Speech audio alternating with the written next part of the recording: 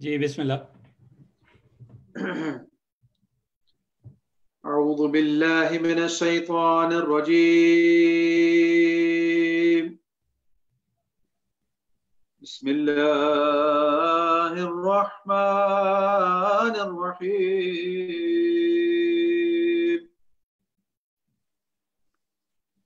اِنَّا أعطيناك الكوثر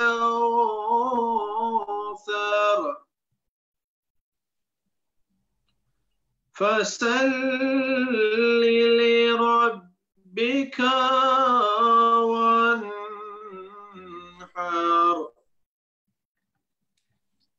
إن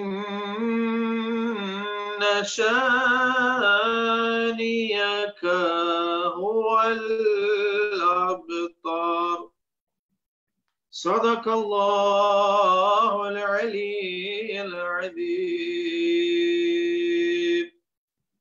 محمد وآل محمد بلندتر صلوات. اللهم صل على محمد وآل محمد وعجل فرجهم. سامعین محترم، آپ جہاں جہاں سے بھی فیس بک کے ذریعے ہمیں آپ نے جوائن کیا ہے، جہاں جہاں بھی سے آپ یہ پروگرام سن رہے ہیں، آپ سب کو آج کے پروگرام میں خوش آمدید کہتا ہوں. جیسا کہ آپ کو معلوم ہے کہ آج کا جو پروگرام ہے وہ مجلس تحریم کے حوالے سے ہے. جناب ہمارے کمیونٹی کے جو بزرگ آج ان کا چہلم کے حوالے سے جو ہے آج مجلس منعقد کی گئی ہے، راجہ سجاب الخان صاحب، اور انشاءاللہ پروگرام کو اس طریقے سے تشکیل دیا گیا ہے کہ سب سے پہلے میں آپ کے سامنے ایک نوحہ پیش کروں گا جو کہ ان کا ذاتی طور پر ان کا فیورٹ تھا، اور وہ ہمیشہ اس کی خواہش بھی رکھتے تھے کہ وہ پڑھا جائے. تو چونکہ ان کی خواہش تھی تو انشاءاللہ کوشش کروں گا. اور اس کے بعد میرے چھوٹے بھائی جناب سید وجیہ الحسن نقوی صاحب وہ انشاءاللہ پڑھیں گے، اور اس کے بعد مجلس باقاعدہ جو ہے وہ قبلہ مولانا جعفر مہدی صاحب اس پروگرام کو مزید آگے لے کر چلیں گے. تو انشاءاللہ آپ کی بلند صلواتوں کے ساتھ انشاءاللہ پروگرام کا آغاز کرتے ہیں. اور محمد وآل محمد صلوات. اللہم صلی علی محمد وآل محمد وعجل فرجهم. کربل تو پیا لکھدا ہن وقت رہا کوئی نہیں، بیا کیا میں لکھاں. کربل تو پیا لکھدا ہن وقت رہا کوئی نہیں، بیا کیا میں لکھاں. کربل تو پیا لکھدا ہن وقت رہا کوئی نہیں، بیا کیا میں لکھاں. تیڑیاں پھپیاں تے ماواں دا سجاد سوا کوئی نہیں، بیا کیا میں لکھاں. تیڑیاں پھپیاں تے ماواں دا سجاد سوا کوئی نہیں، بیا کیا میں لکھاں. کربل تو پیا لکھدا ہن وقت رہا کوئی نہیں، بیا کیا میں لکھاں. قاسم دا جو نہیں لکھیا کو بنرا بنا بیٹھا، اوندے سیرے سجا بیٹھا، اوندے سگن منا بیٹھا. تیڑی بہن دے ہتھاں تے ہن رنگے ہے نہ کوئی نہیں، بیا کیا میں لکھاں. کربل تو پیا لکھدا ہن وقت رہا کوئی نہیں، بیا کیا میں لکھاں. کربل تو پیا لکھدا ہن وقت رہا کوئی نہیں، بیا کیا میں لکھاں. ہے لگ نظر گئی اجڑی تیڈے یوسف ثانی کو، امت نے ہے رج لٹیا اکبر دی جوانی کو. ہے لگ نظر گئی اجڑی تیرے یوسف ثانی کو امت نے ہے رج لٹیا اکبر دی جوانی کو کوئی رسم بھی شادی دی میں کیتی ادا کوئی نہیں بیا کیا میں لکھاں کربل تو پیا لکھدا ہن وقت رہیا کوئی نہیں بیا کیا میں لکھاں کربل تو پیا لکھدا ہن وقت رہیا کوئی نہیں بیا کیا میں لکھاں میں جوان مرا بیٹھا میں نادان کوہا بیٹھا میں جوان مرا بیٹھا میں نادان کوہا بیٹھا حبیب تے مسلم جے مہمان مرا بیٹھا انج خون دے وچ ترہاں سجدے دی وجہ کوئی نہیں بیا کیا میں لکھاں انج خون دے وچ ترہاں سجدے دی وجہ کوئی نہیں بیا کیا میں لکھاں کربل تو پیا لکھدا ہن وقت رہیا کوئی نہیں بیا کیا میں لکھاں تیڑیاں پھپیاں تے ماواں دا سجاد سوا کوئی نہیں بیا کیا میں لکھاں کربل تو پیا لکھدا ہن وقت رہیا کوئی نہیں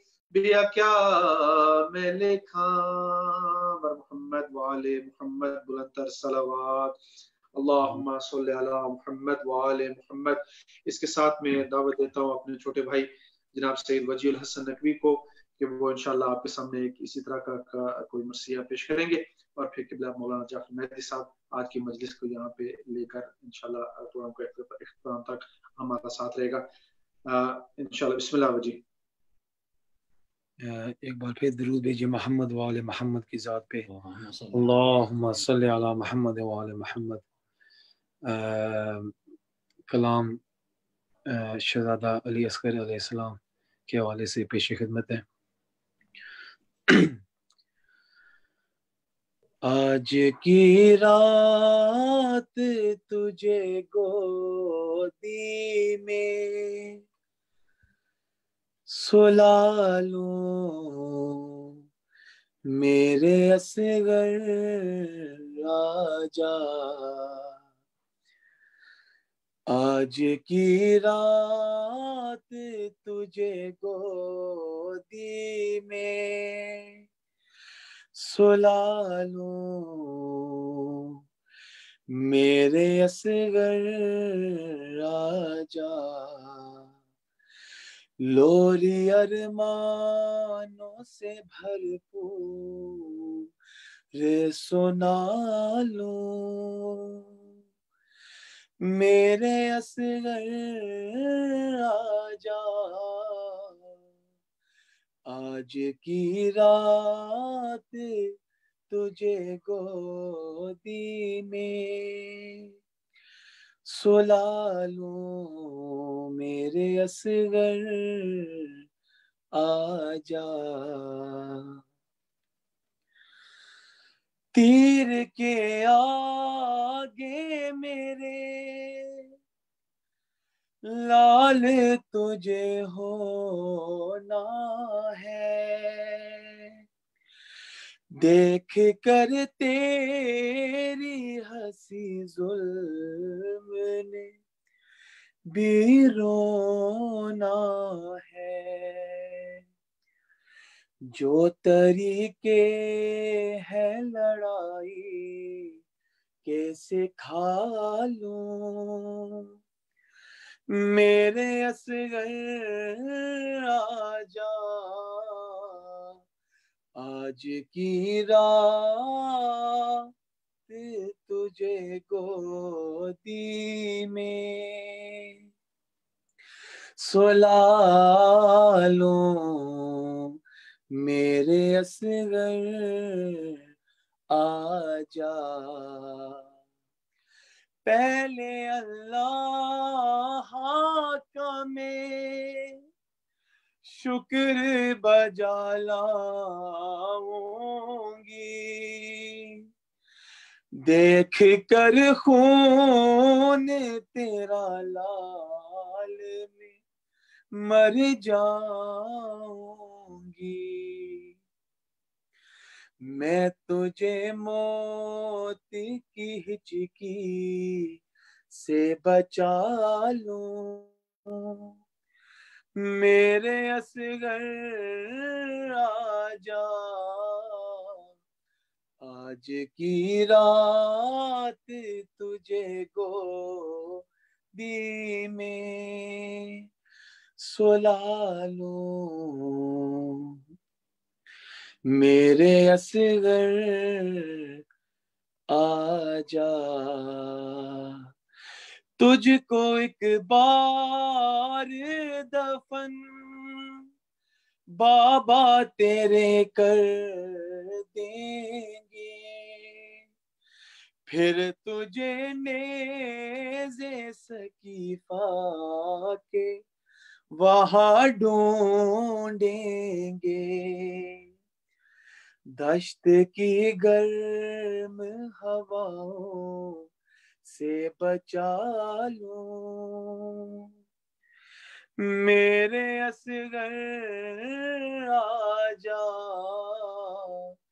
آج کی رات تجھے گودی میں سلا لوں، میرے اصغر آجا، لوری ارمانوں سے بھرپور سنا لوں، میرے اصغر آجا،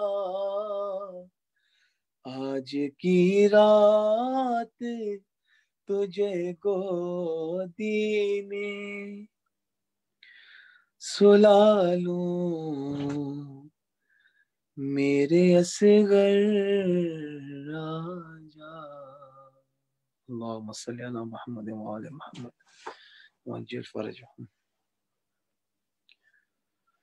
احسن احسن۔ اور بھی وظیفے پڑھنا چاہتے ہیں کوئی؟ جی ایک اور کلام جی جناب غازی عباس کے حوالے سے، پھر درود بھیجیے محمد و آل محمد کی ذات پہ، اللہم صلی علی محمد وآل محمد۔ جب ردا سر سے چھنی میں صدا دیتی رہی، تو نہ آیا غازی، جب ردا سر سے چھنی میں صدا دیتی رہی، تو نہ آیا غازی، آل عمران نے کہا اور زندہ نے کہا، یہ بہن قید ہوئی، تو نہ آیا غازی، جب ردا سر سے چھنی میں صدا دیتی رہی، تو نہ آیا غازی، ہم کو پانی نہ ملے تیری خوشبو تو رہے، تیرے بازو نہ کٹے، چاہے مشکیزہ چھدے،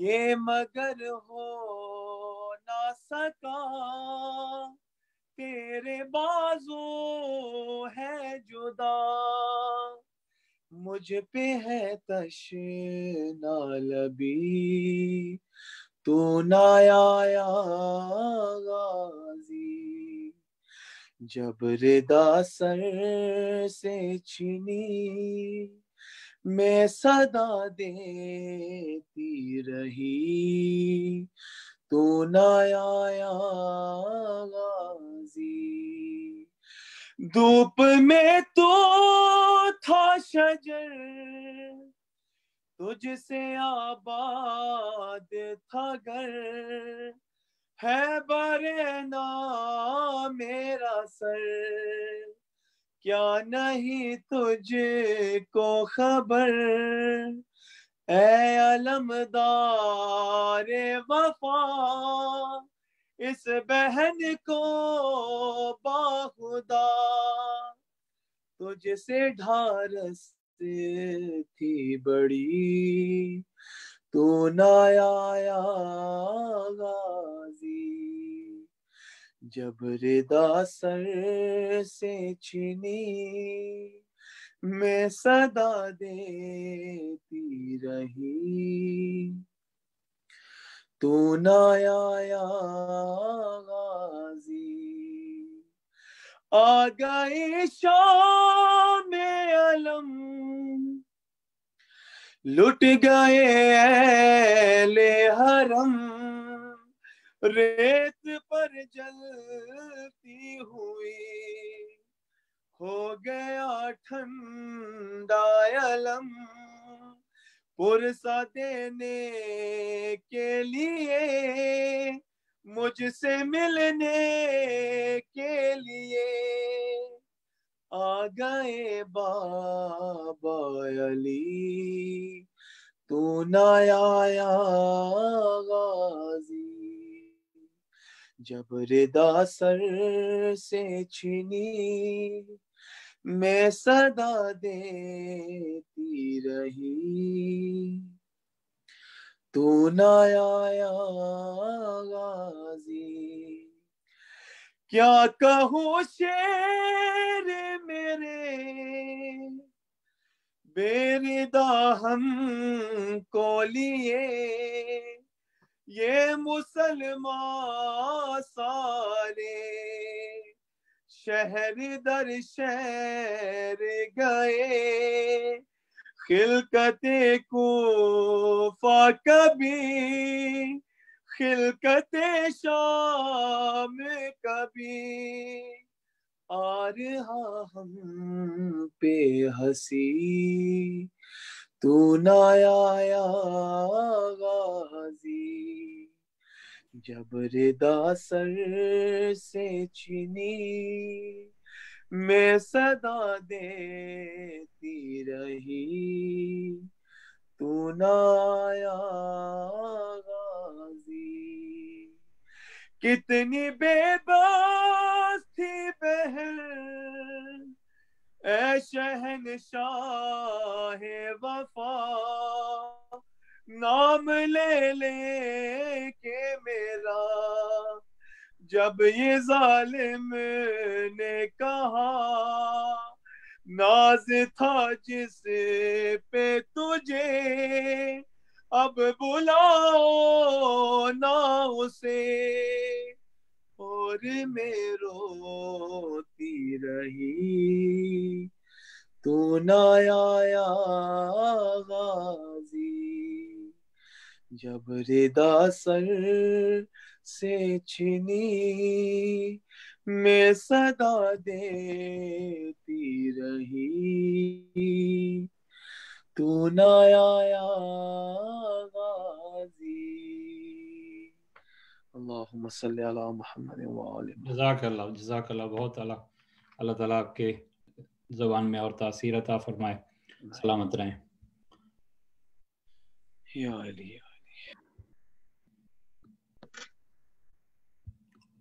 اللهم صل على محمد وآل محمد وعجل فرجهم اللهم صل على محمد وآل محمد وعجل فرجهم. أعوذ بالله من الشيطان اللعين الرجيم. بسم الله الرحمن الرحيم.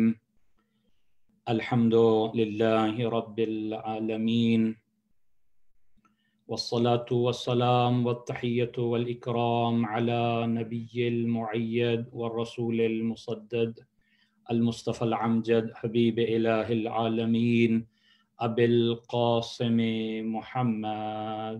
اللهم صل على محمد وعلى أهل بيته الطيبين الطاهرين المعصومين الذين أذهب الله عنهم الرجس وطهرهم تطهيرا. اللهم صل على محمد وآل محمد. أما بعد، فقد قال الله تبارك وتعالى في كتابه المجيد وهو أصدق الصادقين.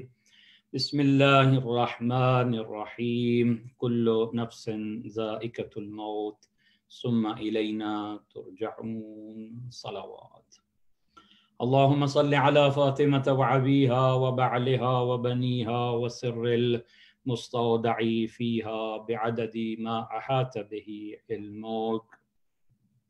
مجلس ترحیم مرحوم مغفور راجہ سجاول خان ہم سے بچھڑے ہوئے، انہیں 40 دن ہو گئے اس دنیا سے گئے ہوئے. ان کے 40ویں کی یہ مجلس ہے جو ان کے ورثاء نے منعقد کی ہے. میں آپ تمام مؤمنین مؤمنات جو ہمارے ساتھ موجود ہیں آپ سے ملتمس ہوں کہ راجہ سجاول خان مرحوم کی روح کو شاد کرنے کے لیے، اس کے درجات کی بلندی کے لیے، اس کی مغفرت کے لیے ایک مرتبہ سورہ فاتحہ، 3 مرتبہ سورہ اخلاص تلاوت فرما دیں. بسم اللہ الرحمن الرحیم. الحمد للہ رب العالمین الرحمن الرحیم مالک یوم الدین ایاک نعبد و ایاک نستعین اهدنا الصراط المستقیم صراط الذین انعمت علیہم غیر المغضوب علیہم ولا الضالین. بسم الله الرحمن الرحيم. قل هو الله أحد الله الصمد لم يلد ولم يولد ولم يكن له كفوا أحد. بسم الله الرحمن الرحيم. قل هو الله أحد الله الصمد لم يلد ولم يولد ولم يكن له كفوا أحد. بسم الله الرحمن الرحيم. قل هو الله أحد الله الصمد لم يلد ولم يولد ولم يكن له كفوا أحد. اللهم اغفر للمؤمنين والمؤمنات والمسلمين والمسلمات الأحياء منهم والأموات. طابع بيننا وبينهم بالخيرات إنك مجيب الدعوات إنك على كل شيء قدير. بار الہ تجھے واسطہ ہے محمد وآل محمد کی عزت و عظمت کا، ماہ مبارک رمضان کا واسطہ، اس سورہ فاتحہ اور سورہ اخلاص کے پڑھے جانے کا واسطہ، اس مجلس عزا کے صدقہ میں بار الہ مرحوم مغفور راجہ سجاول خان کے درجات بلند فرما، اس کی قبر پہ اپنی رحمتیں برکتیں نازل فرما. بار الہ اس کے گناہان کبیرہ و صغیرہ سے درگزر فرما، اسے معصومین کی شفاعت نصیب فرما. مولا مظلوم کربلا کی اسے شفاعت نصیب فرما. اس کے پسماندگان کو بار، اس کے جو ورثاء ہیں، اس کے جو بیٹے ہیں بار الہ یا ان کی جو دیگر ورثاء ہیں ان کو صبر جمیل عطا فرما. بار الہ اس وقت عالم انسانیت جس مصیبت میں گرفتار ہے، اس مرض میں گرفتار ہے، بار الہ اس وبائی مرض سے عالم انسانیت کو نجات عطا فرما.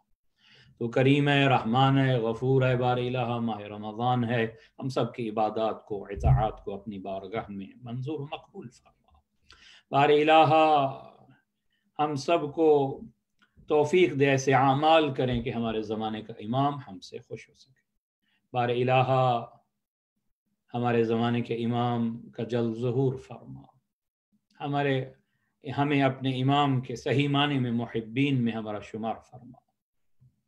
دعاؤں کی قبولیت کے لیے ایک صلوات پڑھتے ہیں. اللہم صلی علی محمد و آل محمد وعجل فرجہم. مجلس ایصال ثواب کی ہے، اور ایصال ثواب کی مجلس کے میں نے بارہا عرض کیا کہ دوہرے فائدے ہوتے ہیں. پہلا فائدہ تو مرحوم کو ہے کہ اسے بہترین تحفہ فرشتے تشت نور میں سجا کے مجلس حسین کا تحفہ اس کے پاس لے جائیں گے. اس کی روح خوش ہو جائے گی کہ میرے چاہنے والوں نے کتنا خوبصورت تحفہ بھیجا ہے مجلس حسین کا. تو ایک تو مرحوم کو فائدہ ہے اس لیے ہمارا عقیدہ ہے کہ جو جانے والا ہے اس کا نامہ اعمال کھلا ہے، اس لیے کہ وہ علی کی محبت میں اس دنیا سے گیا ہے۔ جو علی کی محبت اور اہل بیت کی محبت دل میں رکھ کے اس دنیا سے جاتا ہے وہ شہید کی موت مرتا ہے، وہ مغفور ہوتا ہے، وہ مرحوم ہوتا ہے، وہ بخشا ہوا ہوتا ہے۔ اس کی قبر کو اللہ روضۃ من ریاض الجنہ بنا دیتا ہے، اور اس کو نیک اعمال بھیجے جا سکتے ہیں جو بھی صاحب ایمان اس دنیا سے کیا ہے۔ تو پہلا فائدہ تو اس مرحوم کو ہے یقیناً اس کو۔ دوسرا فائدہ سننے والوں کو ہے کہ جو بھی اس کو سنے گا مجلس کو، تو ہم سب جب مجلس سے ایصال ثواب میں موت کا تذکرہ، موعظہ، نصیحت سنیں گے تو یہ ہمارے نفسوں کے لیے باعث ہدایت ہوگی، تو ہمیں بھی فائدہ ہے اور مرحوم کو بھی فائدہ ہے۔ تیسرا فائدہ ان مجالس کا یہ ہوتا ہے کہ جو وہ رسا ہیں ان کو صبر آ جاتا ہے، ان کو تسلی آ جاتی ہے، ان کے غم میں ہم شریک ہو جاتے ہیں کہ یہ جانے والا، اس کے فقط آپ وہ رسا نہیں ہیں، ہم معاشرے کے اندر بھی اس کے دوست تھے، جس کے اس کے اوپر احسانات تھے، جو مومن کا رشتہ تھا ہمارا ایمان کا، ہم بھی اس غم میں برابر کے شریک ہیں۔ اور میں آپ سب کے بحاف پہ اپنے طرف سے ان کے ورثاء کو، راجہ سجاول خان مرحوم کے ورثاء کو، ان کے بیٹے، ان کی بیٹی، ان کے آگے جتنے نواسے ہیں، جو ان کی آگے اولاد ہے، ان سب کو تعزیت پیش کرتے ہیں۔ یہ دنیا فانی ہے، سب نے ایک نہ ایک دن اس دنیا سے چلا جانا ہے، لیکن انسان اس دنیا میں زندگی ایسی گزارے کہ اگر اس دنیا میں زندہ رہ رہا ہے تو لوگ ملنے کے لیے مشتاق ہوں، خواہش ہو لوگوں کی کہ اس بندے سے ملاقات نہیں ہوئی، وہ بندہ کہاں چلا گیا ہے، اس کی کمی کا احساس کریں، اور اگر اس دنیا سے چلے جائے تو آنکھوں میں آنسو آ جائے، اشک آ جائے، ایسی زندگی گزاری جائے۔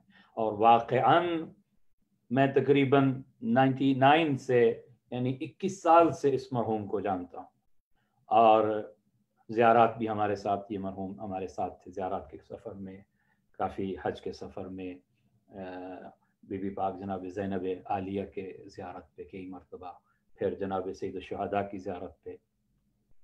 ایک مومن انسان تھا، صحیح معنی میں جسے مومن کہنا چاہیے، ایک علم دوست انسان تھا، کتاب سے، علم سے، قرآن سے۔ اس کے بعد معاشرتی تجربہ اس کا علیحدہ، لیکن اصل یہ ہے کہ وہ زندگی کے مفہوم کو پا گیا تھا، اس کا کردار، اس کا اخلاق کتنا اچھا تھا۔ یعنی یہی زندگی ہے کہ آپ کے جانے کے بعد آپ کو لوگ اچھے لفظوں میں یاد کریں۔ اگر آپ اس طرح زندگی گزار کے گئے ہیں تو اس کا مطلب ہے کہ آپ کامیاب گئے ہیں اس دنیا سے، اس دنیا میں بھی آپ کی کامیابی ہے، آخرت میں بھی آپ کی کامیابی ہے۔ تو ہم ایک مرتبہ پھر وہ رسا کے سامنے ان کے ہم تعزیت بھی پیش کرتے ہیں، بے شک بڑا ان کے لیے غم ہے، بیٹوں کے لیے باپ کا سایہ نہ رہنا ایک غم ہے، اور ان کے خاندان کے ایک سرپرست کا چلا جانا ایک ایسا غم ہے۔ اور پھر ایسی سچویشن بھی تھی، ایسے حالات بھی تھے، واقعاً ان حالات کے اندر ضرورت ہوتی ہے، جب کسی کا کوئی اپنا فراق، داغ فراق دے جاتا ہے تو اسے ہمدرد کی ضرورت ہوتی ہے، اسے دوستوں کی، عزیزوں کی، کہ جو اسے آ کے تسلی دے۔ مگر یہ امتحان ایسا ہے اللہ کا اس وقت اس میں ہم گزر رہے ہیں کہ ہم فزیکل طور پہ تو نہیں جا سکتے، لیکن ہماری یادوں میں مرحوم موجود ہے، ہماری دعاؤں میں مرحوم موجود ہے اور موجود رہے گا، کیونکہ اس کا اپنا ذاتی کردار ایسا تھا کہ وہ ہمیں مجبور کرتا ہے۔ یہ شرافت انسانی جس میں بھی شرف ہے، وہ اس بات کو ادراک کر سکتا ہے کہ جو بھی اچھا ہے اس کی اچھائی کا تذکرہ کیا جائے۔ تو میں یہیں سے مجلس کا آغاز کرتا ہوں کہ یہ بھی ہمارے لیے نصیحت ہے، جانے والے کی زندگی ورثاء کے لیے بالخصوص ایک اچھا نمونہ عمل ہے، اس کی فیملی کے لیے اور ہم سب کے لیے، کہ ہمیں ایسی زندگی گزارنی چاہیے۔ اللہ نے ہمیں جو زندگی دی ہے، ہمیں اس کا تو معلوم نہیں ہے کہ یہ کتنی زندگی ہے، مگر یہ معلوم ہونا چاہیے کہ زندگی کا مقصد کیا ہے۔ یہ ہمارے یعنی اس سے ہمیں غرض نہیں ہونی چاہیے زندگی 60 سال ہو یا 70 80، یہ اللہ کے کام ہے۔ یعنی مجبور ہے انسان، آنے میں بھی مجبور ہے، جانے میں بھی مجبور ہے، مگر یہ بیچ کی زندگی میں تو مجبور نہیں ہے انسان، تجھے بااختیار بنا کے اللہ نے بھیجا ہے۔ تیرے نفس کے اندر اللہ نے تقوی کی طاقت بھی رکھ دی ہے، نیکی کی طاقت بھی، شر کی طاقت بھی رکھ دی ہے۔ اس تقوی کی طاقت کے لیے، ہدایت کے لیے اللہ نے تجھے عقل عطا کی ہے، تجھے فطرت سلیم عطا کی ہے اللہ نے، تیری ہدایت کے لیے اللہ نے انبیاءوں کو بھیجا ہے، اللہ نے کتابوں کو بھیجا ہے، تیری اس ہدایت کے لیے اللہ نے معصوم ہستیوں کو بھیجا ہے جنہوں نے رستہ دکھلا دیا ہے، رستے واضح ہیں تیرے سامنے۔ اگر پھر بھی کوئی ضلالت کے راستے پہ چلا جاتا ہے، شیطان کے راستے پہ چلا جاتا ہے، تو پھر وہ کسی کو بلیم نہیں کر سکتا کہ بھئی کسی کی وجہ سے میں جا رہا ہوں، نہیں، اس کو اختیار دیا ہے۔ زندگی ایسی گزارو جو اللہ کو پسند ہے، زندگی ایسی گزارو جیسے نبی کو پسند ہے، ائمہ کو پسند ہے۔ جو تو یہ عقیدہ رکھتا ہے، مجھے اس سے غرض نہیں ہے، جو سمجھتا ہے کہ دنیا یہی ہے اور اس کے بعد فنا ہے، موت کے بعد تباہی ہے، بربادی ہے، اس کی زندگی تو ایسی ہونی ہی چاہیے، کیونکہ وہ اسی کو سب کچھ سمجھ رہا ہے، اینڈ سمجھ رہا ہے موت کو، تو اس کے ہاں تو ایسا کردار ہو سکتا ہے، وہ نہ حلال دیکھے گا نہ حرام دیکھے گا، وہ ہمیشہ اپنی نفس کی پیروی کرتے ہوئے آگے بڑھتا چلا جائے گا، کیونکہ اس کے مقصد ہی اسی دنیا میں جینا ہے، کیونکہ اس کے ہاں موت فنا کا نام ہے، موت تباہی کا نام ہے، اس کے عقیدے میں یہی بات ہے، اس کے ظرف میں اگر یہ بات بیٹھ گئی ہے کہ مرنے کے بعد تباہ و برباد ہو جانا ہے، ختم ہو جانا ہے، تو پھر وہ زندگی اپنی مرضی کی گزارتا ہے، جیسے جی چاہے اس کی زندگی گزارے۔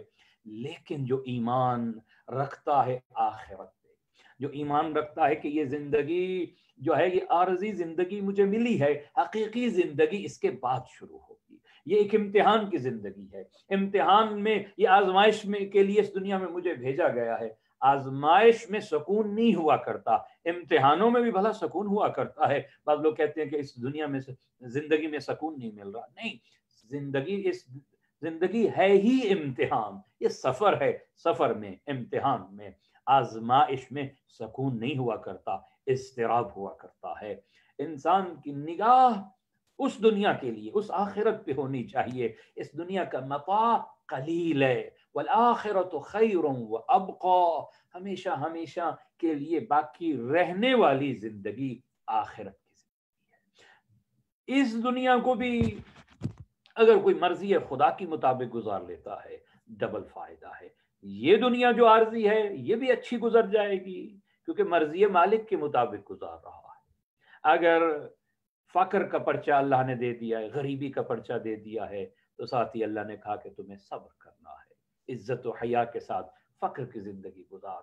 لیکن اگر امیری کا پرچہ اللہ نے دے دیا ہے، تجھے دولت دے دی ہے، مال دے دی ہے، تو پھر اس دولت کے امتحان یہ ہے کہ تو غریبوں کا خیال رکھ، تو دوسرے مسکینوں کا خیال رکھ، تیرے مال میں ان کا حق ہے، زکوٰۃ و خمس ادا کر، صدقات ادا کر، سخی بن کے رہے۔ اگر اللہ نے تجھے دولت عطا کی ہے، اللہ نے تجھے جو ہنر دیا ہے، جو تجھے اللہ نے نعمت دی ہے، وہ اکیلے نہ کھا، بانٹ کے کھا، دوسروں کو اس میں شریک کر لے، یہ زندگی بھی اچھی ہو جائے گی۔ اور اس کے ساتھ ساتھ یہ دنیا کھیتی ہے آخرت کے لیے، ہم یہاں جو اس میدان دنیا کے اندر جو بو رہے ہیں، جو کاشت کر رہے ہیں، وہی کاٹیں گے، وہی عمل دیکھیں گے، ذرہ بھر جو بھی کیا ہے، نیکی کی ہے اس کو پالیں گے، ذرہ بھر برائی کی ہے اس کو بھی پالیں گے۔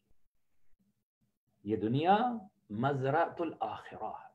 آج کی اس مجلس میں ایک خوبصورت طولانی حدیث آپ کے سامنے لے کے آیا ہوں، تاکہ میرے لیے اور آپ سب کے لیے باعث ہدایت ہو۔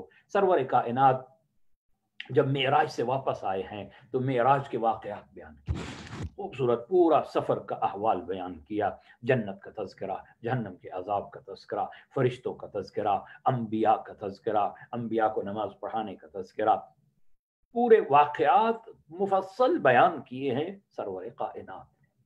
میری جان قربان ہو نبی پاک کے قدموں پہ، کیا عظیم نبی ہے جو اللہ نے ہمیں عطا کیا، شرف بخشا ہے اللہ نے، ہم جیسے بھی اس کی امتی کہلاتے، اس رحمت للعالمین نبی کے ہم کلمہ پڑھنے والے ہیں، جس نے اس دنیا کو بھی آباد کرنے کے طریقے بتائے، آخرت کو بھی آباد کرنے کے طریقے بیان کیے ہیں۔ مفصل حدیث یہ ہے کہ کسی نے پوچھا یا رسول اللہ، جنت میں جب آپ گئے، جنت کے دروازوں پہ کچھ لکھا تھا، یہ تو بتائیے۔ نبی پاک نے فرمایا جنت کے 8 دروازے ہیں، اور ہر دروازے پہ 4 کلمات لکھے ہوئے ہیں، 4 جملے لکھے ہوئے ہیں، میں وہ آپ کو سناتا ہوں، اور نبی پاک نے جو سنایا. ہمارے ایک کتاب ہے مواعظ العددیہ، جس کے اندر حدیثیں وہ ہیں 1 1 2 2 3 4 5 8 8 کے حساب سے جو حدیثیں آئی ہیں، یعنی کس چیز میں 4 چیزیں بیان ہوئی ہیں، پھر 5 پھر 6 پھر 8، اس انداز سے. یہ ہے مواعظ العددیہ. اس کتاب میں یہ روایت مفصل سے موجود ہے، اور اس کے علاوہ بھی بعض کتب میں اس کا ذکر کیا گیا ہے. نبی اکرم فرماتے ہیں سنو میرے صحابہ، میں جنت کے جب دروازے پہ پہنچا تو میں نے جنت کے دروازے پہ لکھا ہوا دیکھا. کیا دیکھا؟ لا الہ الا اللہ محمد رسول اللہ علی ولی اللہ. کلمہ طیبہ لکھا ہوا ہے جنت کے ہر دروازے پہ. اللہ اکبر. مولا کا نام جنت کے ہر دروازے پہ لکھا ہوا ہے. مجھے نہیں معلوم واقعاً، میں مناظرانہ رنگ میں نہیں جانا چاہتا، اپنے اسی مجلس میں اسی موعظے میں رہنا چاہتا ہوں، لیکن ایک جملہ تو میں عرض کروں گا. واقعاً جو دنیا میں عمل کر رہا ہے، جو ایمان بھی رکھتا ہے کہ سزا و جزا بھی ملے گی، اور جو میں کروں گا اس کا حساب و کتاب بھی ہوگا، اور وہ بھی یہ بھی عقیدہ رکھتا ہے کہ جنت جوانان کے سردار حسنین ہیں، اور ان کا بابا ان سے بھی افضل ہے. قسیم النار والجنہ علی ہے. تو اہل بیت اگر کوئی آخرت چاہتا ہے اور دنیا چاہتا ہے، سوائے اہل بیت کے محمد و آل محمد کے کوئی اور دروازہ نظر نہیں آتا جہاں دنیا کی حاجات بھی مل جائیں، دنیا کی فیوز و برکات بھی مل جائیں، آخرت بھی مل جائے. کیوں؟ عورتوں کی سردار سیدہ ہیں، حسنین جوانان جنت کے سردار ہیں، علی ان کے بابا ان کے بھی سردار ہیں. علی کا نام جنت کے دروازے پہ لکھا ہوا ہے. اور جیسے کہ خطیب خطب اپنے مجالس میں کہتے ہیں، جملہ آپ نے سنا ہے، جہاں علی لکھا ہوتا ہے کہتے ہیں یہ شیعہ ہے، یہ شیعہ کی گاڑی ہے، یہ شیعہ کا گھر ہے، شیعہ کی مسجد ہے. جنت کے دروازے پہ بھی علی کا نام لکھا ہوا ہے. صلوات پڑھیے گا محمد و آل محمد. آئیے، تو نبی اکرم نے فرمایا جنت کے پہلے دروازے پہ جب میں پہنچا کلمہ طیبہ لکھا ہوا تھا، اور اس کے بعد لکھا ہوا تھا کہ جو بھی چاہتا ہے کہ جس کی دنیا پاک ہو جائے، دنیا بہترین ہو جائے، ٹینشن فری دنیا ہو جائے، غم و غصہ ختم ہو جائے دنیا کا، تو اسے 4 کام کرنے چاہیے. یہ جنت کے دروازے پہ لکھا ہوا ہے. جو بھی چاہتا ہے اس کی دنیا اچھی ہو جائے. کون ہے جو نہیں چاہتا اس کی دنیا اچھی ہو جائے؟ تو یہ 4 نصیحتیں اگر آپ زندگی میں عمل کر لیں، واقعاً آپ کی زندگی میں تبدیلی آ جائے گی، چینجنگ آ جائے گی. یہ 4 نصیحتیں وہ ہیں جو نبی فرماتے ہیں. میں نے معراج پہ گیا، جنت کے پہلے دروازے پہ لکھی ہوئی. کیا؟ اگر 4 کام کوئی کر لے، کون سا کام ہے؟ پہلا کام القناعہ، قناعت کرے. جس کی زندگی میں قناعت ہے، یعنی جو مل گیا ہے اس پہ شکر کرتا ہے. اس کی زندگی میں پریشانی اسے نہیں ہے کل کیا ہوگا، پرسوں کیا ہوگا. آدھی پریشانی اور ٹینشن جو ہے، علماء نفسیات نے کہا کہ یہ بندہ پریشان کیوں ہوتا ہے. چلو میں یہ بھی اس میں علماء نفسیات کی بات بھی عرض کروں. پہلی بات جو کہتے ہیں پریشان ہوتا ہے، وہ ایسی بات اس کے ذہن میں پیدا ہو جاتی ہے، انجانا خوف جسے کہتے ہیں. ایسا خوف کہ اگر یہ ہو گیا تو میں کیا کروں گا، فیوچر کے اندر اگر جاب چلی گئی تو کیا ہوگا. ایگزامپل دیتا ہوں، ٹھیک ہے. اگر بیٹا اچھا نہ نکلا تو کیا ہوگا، بہو جو لے کے آ رہے ہیں وہ اگر اچھی نہ نکلی تو کیا ہوگا، فلان ہوا تو کیا ہوگا. یہ سوچ سوچ کے بندہ پریشان ہونا شروع ہو جاتا ہے. اور وہ کہتے ہیں کہ میں بھی 80 اور 90% وہ کام ہو بھی نہیں شاید زندگی میں جو اس نے سوچے ہوئے تھے، لیکن نہ ہونے سے، اس ہونے سے پہلے ہی انسان اپنے آپ کو ختم کر دیتا. مگر جو بندہ قانی ہے، خدا کے رزق دینے پہ قانی ہے، خدا کی زندگی دینے پہ قانی ہے، کہ میرا خدا تو ہے نا، کوئی بات نہیں، جاب چلی بھی گئی تو کوئی گئی سے رزق دینا نے اللہ نے وعدہ کر رکھا ہے. وسیلہ یہ تھا، کوئی اور وسیلہ بن جائے. میرا کام تھا تربیت کرنا، اچھا نکلے نہ نکلے نتیجہ میرے ہاتھ میں نہیں ہے. القناع، امیر کائنات فرماتے ہیں قناعت ایسا مال ہے لا ينفق، ختم ہی نہیں ہوتا. ابو ذر سے کسی نے پوچھا تو نے کل پرسوں کی نہیں سوچنا؟ کہ نہیں، میرے پاس شکر ہے، آج کی روٹی موجود ہے، شام کی ایک روٹی موجود ہے، مجھے کل کی فکر کرنے کی کیا ضرورت ہے؟ جس نے آج دی ہے وہ کل بھی دے گا. ذرا اس کے رزق دینے کا آپ تصور ہی نہیں کر سکتے. زمین کی تہ میں جو کیڑے ہیں اس کے رزق کا بھی انتظام کر رہا ہے، مچھلی سمندروں میں جو مچھلیاں ہیں ان کے رزق کا بھی انتظام کر رہا ہے۔ اس لیے وہ رزق وما من دابۃ فی الارض الا علی اللہ رزقها، ہر کسی کا رزق اللہ کے ہاتھ میں۔ جب رزق اللہ کے ہاتھ میں ہے، موت اللہ کے ہاتھ میں ہے، عزت اللہ کے ہاتھ میں ہے، پریشانی کس بات کی ہے؟ اگر یقین رکھ لے، اطمینان رکھ لے کہ میرا اللہ ہے، میرا اللہ دیکھ رہا ہے، وہ بصیر ہے، وہ علیم ہے، وہ دل کی بات جانتا ہے، دنیا کے پلان اس کے مقابلے میں نہیں چلتے۔ مکرو، لوگوں نے بڑے بڑے پلان بنائے ہوتے ہیں، یہ ہوگا وہ ہوگا، مگر جو اللہ کا پلان ہوتا ہے نا وہ سب سے حاوی ہو جاتا ہے۔ دنیا میں جو کچھ ہوتا ہے وہ اس کے پلان کے مطابق ہوتا ہے، بندوں کے پلانوں کے مطابق نہیں ہوتا۔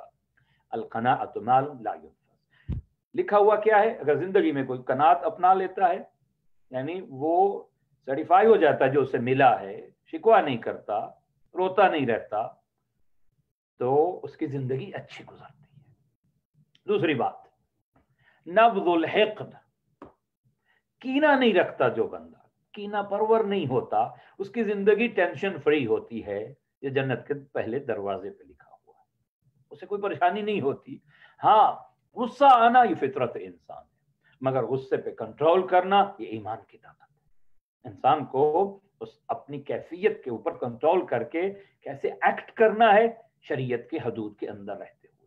یہ نہیں ہے کہ جب شیطان کہتا ہے میں سب سے زیادہ بندے پہ حاوی ہو جاتا ہوں جب وہ غصے کی حالت میں ہوتا ہے، ایزی میں کنٹرول کر لیتا ہوں۔ آپ نے دیکھا ہے جب انسان غصے میں ہے، کبھی غور کریں، جو غصے کے شدید غصے کی حالت میں ہے انسان، اس کے اعضاء و جوارح کانپ رہے ہوتے ہیں، ہاتھ کانپ رہے ہوتے ہیں، وہ خود کانپ رہا ہوتا ہے، اسے معلوم ہی نہیں کہ وہ کیا کہہ رہا ہے، وہ کنٹرول نہیں رکھ پا رہا ہوا اپنے اوپر، اعضاء کے اوپر، شیطان اس پہ آ کے کنٹرول کر لیتا ہے۔ اس لیے حکم ہے کہ غصے کی حالت میں ہے تو آپ بیٹھ جائیں، اگر کھڑے ہیں، بیٹھے ہیں تو لیٹ جائیں یا اس جگہ سے ہٹ جائیں، یا یہ ہے کہ پانی پئیں، وضو کریں، احکام موجود ہیں۔ لیکن اگر غصہ آ بھی گیا کسی بات پہ، غصہ نہ آنا یہ بھی ایک نقص ہے۔ کسی کو غصہ نہیں آتا تو اس میں غیرت نہیں ہے، وہ اس کا کوئی نظریہ ہی نہیں ہے۔ اس کا مطلب غصہ آنا یہ فطرت انسان ہے، مگر وہ غصہ کنٹرول میں رہے انسان کے، یہ نہ ہو کہ اس غصے کی وجہ سے انسان محرمات کے اندر چلا جائے۔ اگر تو اس کا غصے پہ کنٹرول کر لیا ہے اس نے، تو اس سے کوئی ایسی بات نہیں نکلے گی، یعنی اس کے عقل کے جو فیصلے ہیں وہ صحیح ہوں گے، لیکن اگر غصے میں فیصلہ ہوگا وہ کبھی فیصلہ صحیح نہیں ہوتا۔ اس لیے انسان بعد میں پچھتاتا ہے کہ میں نے غصے میں یہ بات کیوں کہہ دی، میں نے یہ کام کیوں کر دیا۔ نبض الحقد، تو نبی پاک فرماتے ہیں ناراضگی ہو گئی، غصہ آ گیا، کوئی بات نہیں، مومن اگر ہے، مومن بھائی ہے، مومن بہن ہے، 3 دن تک، جس 3 دن تک، 3 دن سے زیادہ اگر تم ناراضگی رکھو گے کسی مومن مرد یا مومن عورت کے لیے، بول چال بند کر دو گے، تمہاری کوئی عبادت قبول نہیں ہے اللہ کے یہاں۔ اللہ کہتا ہے نہیں، مجھے ایسی نماز نہیں چاہیے، مجھے ایسا روزہ نہیں چاہیے، اس لیے کہ تو نے قطع تعلق کر لیا۔ اور سگے رشتہ داروں سے تو 3 دن بھی جائز نہیں ہے، یہ 3 دن غیر رشتہ دار کے لیے، 1 دن بھی جائز نہیں ہے قطع تعلق کرنا۔ حقد کہتے ہیں کینے کو، انسان سینے کے اندر، دل کے اندر ایک بغض رکھ لے کسی کے بارے میں، کسی فرد کے بارے میں، کسی فیملی کے بارے میں، کسی قوم کے بارے میں، کسی قبیلے کے بارے میں، کسی نیشن کے بارے میں۔ اس کا نقصان کیا ہوگا؟ یہ ایسی ڈیزیز ہے، ایسا وائرس ہے کہ یہ بندے کو خود بخود ختم کر دے گا۔ ہمیشہ سوچے گا، خواب میں بھی اسے وہی نظر آ رہے ہوں گے کہ اس نے میرے ساتھ یہ کیا۔ نہیں، اپنے آپ کو اگر دنیا اچھی پاک بنانا چاہتے ہو، پہلا کام قناعت، دوسرا کام جنت کے پہلے دروازے پہ لکھا ہے نبض الحقد، کینہ نہیں، کینہ پرور نہیں ہونا چاہیے۔ میرے استاد کہا کرتے تھے جس سینے میں نور محبت محمد و آل محمد ہو، ایک پاکیزہ نور ہے، وہاں یہ غلاظتیں ایک ہی جگہ پہ کیسے رہ سکتی ہیں؟ یا تو یہ ہے جہاں کینہ ہے وہاں محبت اہل بیت نہیں آئے گی، اور اگر محبت اہل بیت سجا لی ہے تو پھر اس سینے میں کینہ نہیں آنا چاہیے۔ وقتی ناراضگی ہوئی ہے کوئی بات نہیں، 2-3 دن کے بعد معاف کر دیں، معاملے کو آگے بڑھائیں۔ مگر اگر 10 سال کے بعد بھی وہی واقعہ یاد آ رہا ہے، وہ 1995 में इसने मेरे साथ ये किया था जी, मैं कैसे माफ कर दूं। इसका मतलब है तू अभी भी सीने में हक रख। ऐसा बंदा कभी आगे नहीं बढ़ सकता, तरक्की नहीं कर सकता, हमेशा वो महदूद दायरे के अंदर रह जाता है जो हक रखता है, जो कीना रखता है। तीसरी बात, जो पहला ही दरवाजा, अभी तो मैंने 8 दरवाजों तक आपको ले जाना है, मैं जल्दी से इसमें गुजरता हूं, जन्नत के दरवाजों की आपको सैर कराते हैं। जो चाहता है दुनिया पाक हो जाए वो क्या करे? तीसरा काम, तर्कुल हसद, जेलसी छोड़ दे। ये जितनी बीमारियां हैं रूह की, ये बंदे को नुकसान पहुंचाती है, बंदा टेंशन में रहता है और परेशान रहता है सारी जिंदगी सुकून से। हासिद बंदे की जिंदगी कभी सुकून से नहीं गुजर सकती, हमेशा वो यही कुढ़ता रहता है, उससे मिल गई, उसके पास ये क्यों है, उसके पास अच्छी गाड़ी क्यों है, उनके पास इतना बड़ा घर कैसे आ गया, या अल्लाह ये क्या हो गया, वो कैसे हो गया। अल्लाह से दुआ कर, ऐ अल्लाह उन्हें भी अता किया है, तेरी मेहरबानी, तेरे खजानों में तो कमी नहीं है ना, मुझे भी तौफीक दे। उसके पास इल्म है, मुझे भी इल्म दे दे। उसके पास दौलत है, मुझे भी, उसके पास औलाद है बाहर, मुझे भी दे दे। उसका इज्जत है मुआशरे में, मुझे भी इज्जत दे। उसके खजाने में कमी नहीं है। ये हसद मतलब है कि इंसान बद्दुआ करता है दिल ही दिल में कि इसके पास क्यों है, और ये इब्तिदा है बीमारी की। फिर आगे जिससे हसद करता है उसी के बारे में सोचता रहता है, जिससे हसद करता है उसको फिर उसकी ग़ीबत करता है, जिससे हसद करता है ग़ीबत के बाद फिर तोहमत आएगी, इल्जाम लगाएगा उस पर, अगली मंजिल आएगी, देख लिया तो जुबान से गालियां निकाल देगा, उससे भी आगे मंजिल खुदा न खास्ता कत्ल तक। सगे भाई हैं हाबील और काबिल, ये कौन सा रीजन था जिसने भाई को भाई का कातिल बना दिया? काबिल ने क्यों कत्ल किया? हसद। पहला खून बहा है जो इस जमीन पे, जलसे की वजह से, हसद की वजह से। अगर आप चाहते हैं कि दुनिया अच्छी हो जाए, पाक हो जाए आपकी दुनियाई जिंदगी, कनात, अल्लाह पे यकीन रखें, अल्लाह ही राज़िक है, अल्लाह ही देने वाला है, शिकवा न करें। उसके बाद तर्कुल हसद व नब्जुल हिक़्द, ये 3 काम। चौथा काम, ये भी आसान है, चौथा काम मुश्किल नहीं है। मजालिसतु अहलुल खैर, हमेशा नेक शरीफ लोगों के पास बैठे, शरारती लोगों के पास न बैठे। अगर दुनिया अच्छी बनाना चाहते हैं, महफिल का असर होता है, दोस्तों का असर होता है जिंदगी के ऊपर। जो भी कामयाब और अच्छे इंसान हैं उनके दोस्त अच्छे, जो भी अच्छाई से बुराई की तरफ गया है अपने फ्रेंड्स की वजह से, दोस्तों की वजह से गया है। दोस्त बनाने से पहले इंसान को सोचना चाहिए कि दोस्त है कौन, दीन से पूछना चाहिए। दोस्त वो होता है जो तेरे ऐब बताए, दोस्त वो होता है जो तुझे अम्र बिल मारूफ करे, दोस्त वो है जो तुझे नही अनिल मुनकर करे, वो तेरा दोस्त है। वो दोस्त नहीं है जो तेरी खुशामदे करते रहे या किसी लालच के और मसलियत के तहत तेरे साथ हो जाए। बखील अच्छा दोस्त नहीं हो सकता, फासिक दोस्त नहीं हो सकता, ये रिवायत के अंदर मौजूद है। मजालिसतु अहलुल खैर, नेक लोगों की महफिल में बैठ, तुझे जिंदगी संवार देंगे। और इसके मुकाबले में एक और रिवायत मेरे ज़हन में आ गई, जो शरीर लोगों के पास बैठता है। अगर कोई शरारती लोगों के पास बैठता है, फितने पर लोगों के पास बैठता है, ऐसे लोग जो बीमार हैं, जिनकी रूह बीमार हो चुकी है, उनके साथ बैठता है, तो ये बीमारी उसे भी लगेगी। ऐसा नहीं हो सकता। अभी क्या हम कर रहे हैं, एक मुज़ी वबाई मर्ज से बचने के लिए एक दूसरे से दूर हो रहे हैं, घर ठोक के रह रहे हैं कि कहीं बीमारी उसकी मुझे न लग जाए जो बीमार है।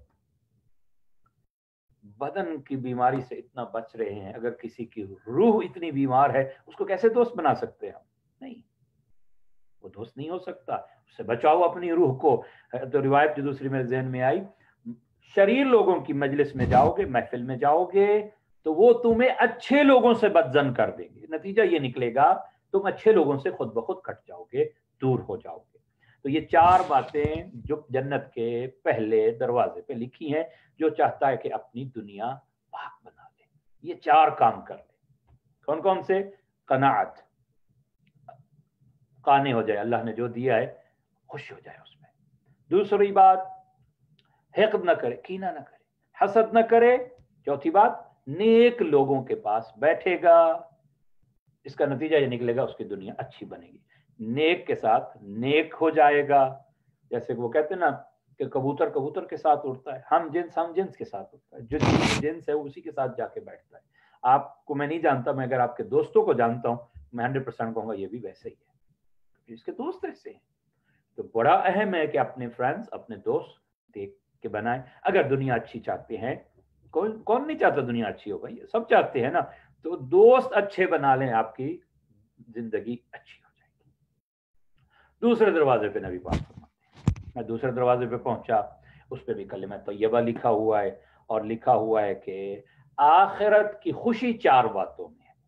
وہ دنیا اور یہ آخرت، اگر کوئی چاہتا ہے اس کی آخرت خوش ہو جائے، بہترین آخرت ہو جائے، تو وہ 4 کام کرے، اس کی آخرت ٹھیک ہو جائے گی. کیا ہے وہ؟ پہلا کام، مسح رأس الیتیم، کسی یتیم کے سر پہ دست شفقت رکھ دے کوئی، اس کی آخرت اچھی ہو جائے گی. اللہ اکبر. واقعاً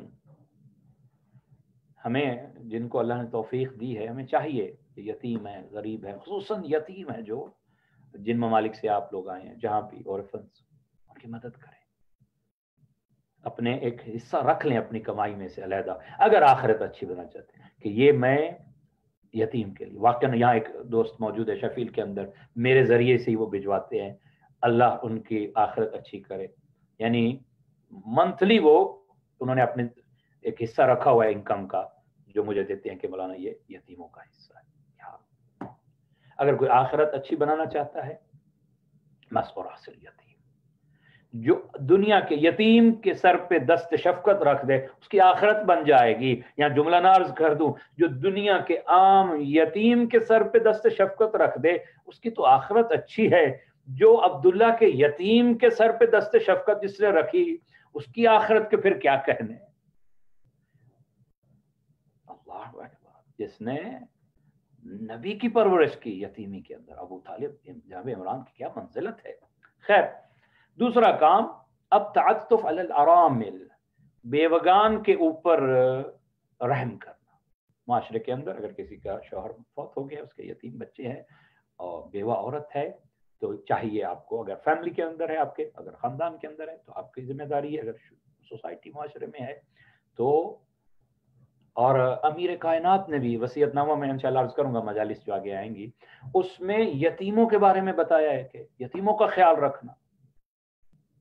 یتیم پرور ہیں آپ کے سارے امام، چاہے امام زین العابدین، امام حسن، ایک ایک امام کی زندگی پڑھیں، یا ہدایت میں، یا عبادت میں، یا خدمت خلق میں. یہ 3 ہی عنوان نظر آتے مجھے معصومین کی زندگی. مصلے پہ، مصلے سے ہٹے ہیں تو پشت پہ روٹیاں اور کھانا رکھ کے اپنے خود ایک ایک یتیم، ایک ایک بیوہ کے دروازے پہ جا کے چھوڑ کے آ رہے ہیں. یتیموں سے ایسی محبت اور پیار کرتے تھے کہ جن کے ماں باپ موجود ہوتے تھے وہ رشک کرتے تھے، کاش ہم بھی یتیم ہوتے کہ علی ہم سے بھی ایسی محبت کرتے جیسے اپنے بیٹوں سے محبت کرتے. فقراء اور مساکین کا خیال رکھنا اگر آپ چاہتے ہیں کہ آخرت اچھی ہو جائے. کبھی ایسا نہ ہو کہ ان کو تمہارے دروازوں پہ آنا پڑے. بارہا میں نے عرض کیا ہے، یہ نیکی کا اعلیٰ درجہ ہے کہ آپ خود ان تک جائیں، پہنچائیں. اور یہ بھی سیرت امام زین العابدین نے استقبال کرتے تھے سائل کا اٹھ کے. اور کسی نے کہا کہ آپ اتنا احترام کیوں کر رہے ہیں؟ انہوں نے کہا آپ کو نہیں پتا، ان اللہ یاخذ الصدقات، صدقہ فقیر تھوڑا لیتا ہے، اللہ کو دے رہا ہوں، میں ادھر بھیج رہا ہوں، یہ تو وسیلہ ہے میرے لیے، میں اس وسیلے کا بھی احترام کر رہا ہوں. کسی کو دھتکارے نہیں، کسی کو اس انداز میں فقیر و مسکین کی توہین نہ کرے. چوتھی بات، السعی فی قضاء حوائج المسلمین. اگر آخرت اچھی چاہتے ہیں، لوگوں کے کام آ جایا کریں، مسلمانوں کے کام آ جایا کریں. کسی کا بھی کوئی کام کسی سے نکل سکتا ہے، آپ مشورہ دے سکتے، ایک فیلڈ کو آپ جانتے ہیں، ایک بزنس آپ کو اچھا سمجھتے ہیں، ایک اچھے اکاؤنٹنٹ آپ ہیں، ایک اچھے ڈاکٹر آپ ہیں، جو بھی آپ کے پاس نعمت ہے آپ لوگوں کے کام آئیں. لوگوں کو زبان کے ذریعے سے بھی کام آ سکتے ہیں، مال کے ذریعے سے کام آ سکتے ہیں، وقت دے کے آپ لوگوں کے کام آ سکتے ہیں. اس کا نتیجہ کیا ملے گا؟ اللہ نے آپ کو جو نعمت دی تھی آپ نے وہ صحیح جگہ پہ خرچ کی ہے، اس کا شکر ادا کیا ہے اس انداز میں، اللہ آپ کو اور ادا کرے گا۔ 4 کام کرنے سے آخرت اچھی ہو جاتی ہے، یتیموں کا خیال رکھنا، بیوگان کا خیال رکھنا، اور فقراء و مساکین کا خیال رکھنا، مسلمانوں کے کام آ جانا، کسی کے بھی کام آ جانا، یہ ذریعہ بنے گا آخرت اچھی بنے۔ تیسرے دروازے پہ جب پہنچے نبی پاک فرماتے ہیں میں نے دیکھا اس پہ لکھا ہے من کان یؤمن باللہ ویوم الآخر، جو بھی اللہ پہ ایمان رکھتا ہے اور آخرت پہ ایمان رکھتا ہے بس اس کو یہ 4 کام ضرور کرنے چاہیے۔ ایمان کا تقاضا یہ ہے، اللہ کے ایمان اور قیامت کا، آخرت کے دن کا ایمان۔ کون سا؟ فَلْيُكْرِمِ الْوَالِدَيْنِ، اگر اللہ کو مانتے ہو نا، اگر آخرت کو مانتے ہو تو پھر والدین کا احترام کرو۔ اس میں تفصیل عرض کر چکا والدین کے احترام۔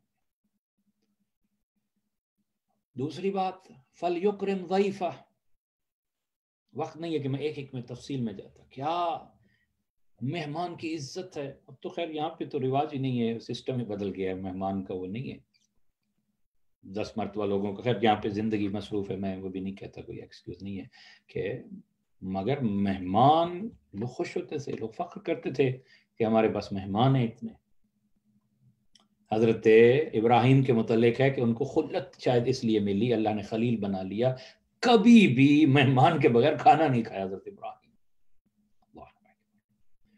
فَلْيُكْرِمْ ضَيْفَهُ، جو اللہ پہ ایمان رکھتا ہے قیامت سے اپنے مہمان کی عزت کرنی چاہیے۔ اکرم الضیف ولو کان کافرا، یہاں مسلمان کی بھی شرط نہیں ہے، ایمان کی بھی شرط نہیں ہے، والدین کے بارے میں بھی اور ہمسائے کے بارے میں بھی اور مہمان کے بارے میں بھی احترام کر۔ اکرم الضیف ولو کان کافرا، کافر کیوں نہیں تیرے دروازے پہ آ گیا، اس سے بھی اچھے طریقے سے پیش آ۔ مہمان آتا ہے تو اپنا رزق ساتھ لے کے آتا ہے، یہ روایت کے الفاظ ہیں، کوئی علیحدہ تمہارا نہیں کھاتا، اللہ نے اس کا حصہ علیحدہ رکھا ہے تمہارے رزق میں، وہ اپنا رزق ساتھ لے کے آتا ہے، اور جاتا ہے تو تمہارے گناہ بخشوا کے جاتا ہے، مغفرت لے کے جاتا ہے۔ 3 کام، 2 کام۔ چوتھا فَلْيُكْرِمُ الْجَارَ، اپنے پڑوسی کا خیال رکھے، پڑوسی کا احترام کر، اس میں بھی شرط نہیں ہے، اکرم الجار ولو کان کافرا، احترام کر۔ ہم جن معاشرے میں رہتے ہیں یا ہمارے اگر نیبرز نان مسلم ہیں، ہمیں اور زیادہ ان کا احترام رکھنا چاہیے۔ ہو سکتا ہے وہ سوچ اس کی بدل جائے جو میڈیا پہ سنتے ہیں اسلام کے بارے میں، جو سوشل میڈیا پہ دیکھتے ہیں، جو لوگوں میں سنتے ہیں، نہیں بھئی یہ تو اسلام کچھ ایسا نہیں ہے، وہ سوچنے پہ مجبور ہو جائے کہ کتنا اچھا میرا نیبر ہے، کہ اس کا ریلیجن کتنا اچھا ہے، بلکہ اس کو ساتھ کہے بھی، اظہار کرنا چاہیے۔ میں یہ بھی عرض کروں، بعض دفعہ لوگ امپریس ہو رہے ہیں نا آپ سے، تو اگر وہ پوچھیں بھی سی کہ آپ بہت اچھے ہو، اس کا میں تو اتنا اچھا نہیں ہوں، یعنی میں اس قابل نہیں ہوں، یہ میرا دین ہے جس نے مجھے اس قابل بنا دیا ہے، یہ میرا جو نبی آیا تھا نا اس نے مجھے یہ اتنی اچھی باتیں بتائی تھی، وہ سوچنے پہ مجبور ہو جائے گا میں اس کی لائف تو پڑھوں، اس کی زندگی تو پڑھوں، اس سے ایسے مسلمان ہوتے ہیں اچھے۔ فَلْيُكْرِمْ جَارَهُ، مولا فرماتے ہیں کہ پڑوسیوں کے اتنے حقوق بیان کیے رسول نے، ہمیں شک ہونے لگا کہیں وراثت میں حصہ نہ مل جائے پڑوسیوں کو۔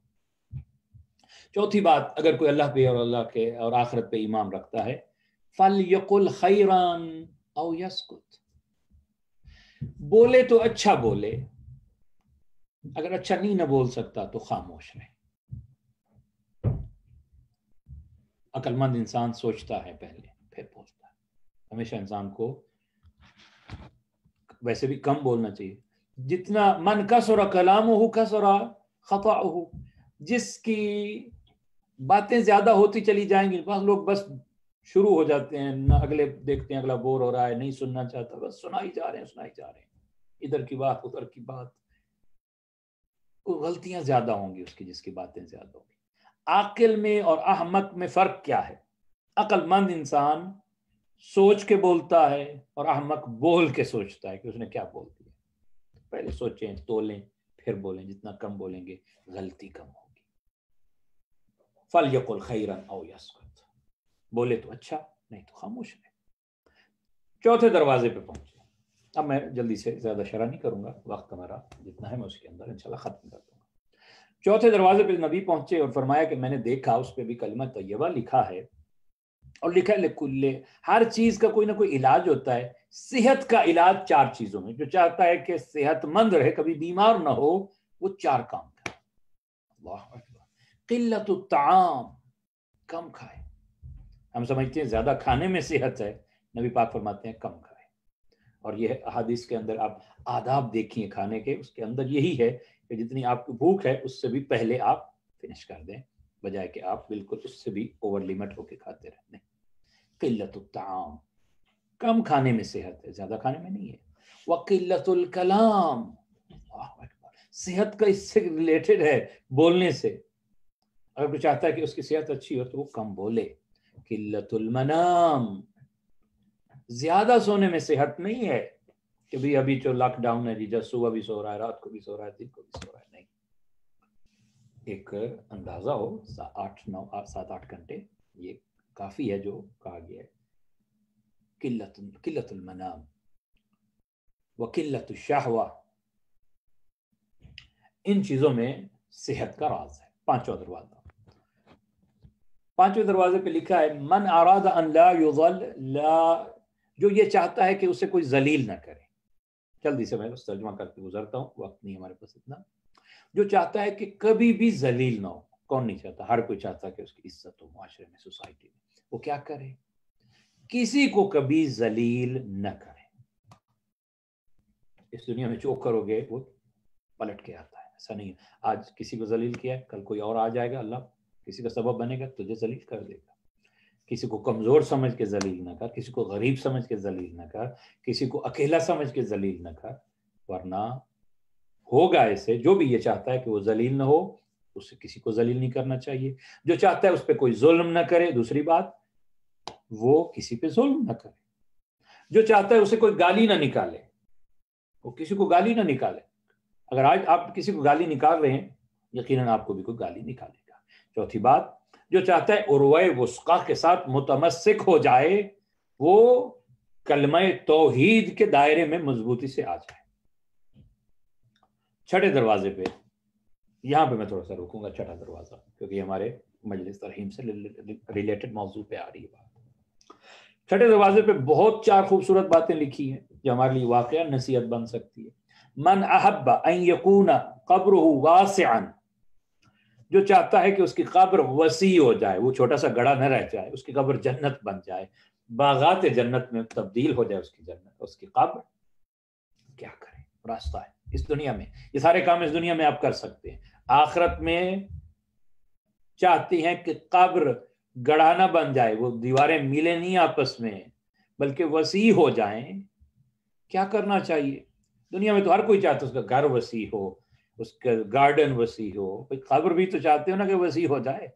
नबी पाक फरमाते हैं जन्नत के 6ठे दरवाजे पे यही बात लिखी है, मन अहब्बा अन यकूना कब्रुहु वासिअन फलयातिल मसाजिद, वो मस्जिदों में आना जाना शुरू कर दे, उसकी कब्र वसी हो जाएगी। जो मस्जिद में कभी जुमे पे भी नहीं आता, कभी महीने में कभी आ जाता है, मुझे फिक्र करनी चाहिए। अब तो हालात ऐसे हैं, लेकिन जो मस्जिद में ज्यादा आता जाता है उसकी खबर वसी होती है। अल्लाह अकबर। अमीर कायनात फरमाते हैं मुझे अली को मस्जिद में बैठना ज्यादा पसंद है जन्नत में बैठने से भी। जन्नत कहाँ मस्जिद? कहा मौला क्यों? जन्नत में बैठने से ज्यादा आपको इस मस्जिद में बैठना ज्यादा पसंद है? फरमाया इसलिए कि मस्जिद में बैठूंगा तो रब खुश होगा, जन्नत में बैठूंगा तो मैं खुद खुश होऊंगा ना। ये हमारे लिए मिसाल दी है मौला ने। वाकई दुनिया में भी मस्जिद अल्लाह का घर है, आप अल्लाह के घर में बैठेंगे गुनाह नहीं होगा। कल मैंने इमाम हसन की रिवायत बयान की, 8 चीजें मिलेंगी आप मस्जिद में आएंगे। हिदायत मिलेगी, अच्छा कोई दोस्त मिल जाएगा, जलालत से बचने की कोई बात मिल जाएगी, तौफीक इलाही मिल जाएगी आपको। 8 चीजों में से कोई ना कोई चीज आप लेके जाएंगे जब आप मस्जिद में आते हैं। अगर कोई चाहता है उसकी कब्र वासी हो जाए, फलयातिल मसाजिद, उसे चाहे मस्जिद में आना चाहिए। अगर कोई चाहता है कि उसकी लहद तारीक ना, उसकी कब्र मुनव्वर हो जाए, रोशन हो जाए, तो वो क्या करे? इंसान वाकईन, हमें तारीकियों से डर लगता है। कौन तारीकी में रहना पसंद करता है? और कब्र तारीक है। ظلمت کو نور میں بدلنا چاہتے ہو نا، قبر بھی ہر روز آواز دیتی ہے، میں کیڑوں کا گھر ہوں، میں تنہائی کا گھر ہوں، کوئی ساتھی لے کے آ، میں ظلمت کا گھر ہوں، تاریکی کا گھر ہوں، کوئی چراغ لے کے آ، کوئی فرش لے کے آ، میں تو بچھوؤں کی جگہ ہوں۔ اور اس میں بتایا معصوم نے جو چاہتا ہے کہ اس کی قبر تاریک نہ رہے، وہ مسجدوں میں چراغ جلائے۔ یہاں پہ دو تعویلیں کی، چراغ جلا۔ پرانے زمانے میں چراغ وہی جلاتا تھا جو سب سے پہلے آتا تھا مسجد میں، چراغ رکھا ہوتا اس کو جلاتا تھا، یعنی مسجدوں میں سب سے پہلے، اور مستحب ہے مسجد میں سب سے پہلے آئے بندہ اور سب سے آخر میں جائے، زیادہ سے زیادہ دیر رہے، اگر چاہتا اس کی قبر تاریک نہ ہو، اس کی قبر میں ظلمت نہ ہو۔ من اراد ان لا یاکلہ الدیدان تحت الارض، جو یہ پسند کرتا ہے کہ، یا جو ارادہ یہ رکھتا ہے کہ قبر میں قبر کے کیڑے اسے کہ اس کو کچھ نہ کہیں، صاف اس کی قبر رہے، حشرات الارض اسے نہ کھائیں، اسے کیا کرنا چاہیے؟ اسے مسجدوں میں جھاڑو لگانا چاہیے، مسجدیں صاف رکھنی چاہیے، اللہ کا گھر صاف رکھ، اللہ تیری قبر کو صاف رکھے گا۔ اور جو کبھی مسجد کیا بھی نہ ہو، جو یہ سمجھے کہ بس وہاں کے جو 4-5 آدمی انتظامی ہیں انہی کا کام ہے کہ وہ مسجد کو صاف رکھے، میں تو سال کے بعد ایک چندہ دے دیتا ہوں، بس مجلس میں بھی اینڈ پہ جاؤں گا اور بس سن کے، اور نماز جمعے بھی آخر پہ آؤں گا، چلا جاؤں گا۔ نہیں، اگر تو چاہتا ہے کسی پہ احسان نہیں کرنا، مسجدیں صاف کرنا، اپنی قبر کو تو نے صاف کرنا ہے۔ من اراد ان یکون بدنہ طریا، جو یہ چاہتا ہے کہ قیامت تک اس کا بدن فریش رہے، نقصان ہی نہ پہنچے اس کی قبر کو، اس کے بدن کو قبر کے اندر، فلیفرش المساجد، اسے چاہیے مسجدوں میں قالین اور کارپٹ بچھائے۔ جو مسجدوں میں اللہ کے گھر کے اندر کارپٹ بچھا، اللہ تیری قبر میں، اس قبر کے اندر تیرے بدن کو صحیح و سالم رکھے گا۔ 7واں دروازہ، بس 7واں اور 8واں دروازہ، اور 2 جملے مسائل کے عرض کر کے عبادت مکمل ہو جائے گی، تاکہ میرے لیے اور آپ سب کے لیے باعث ہدایت ہو۔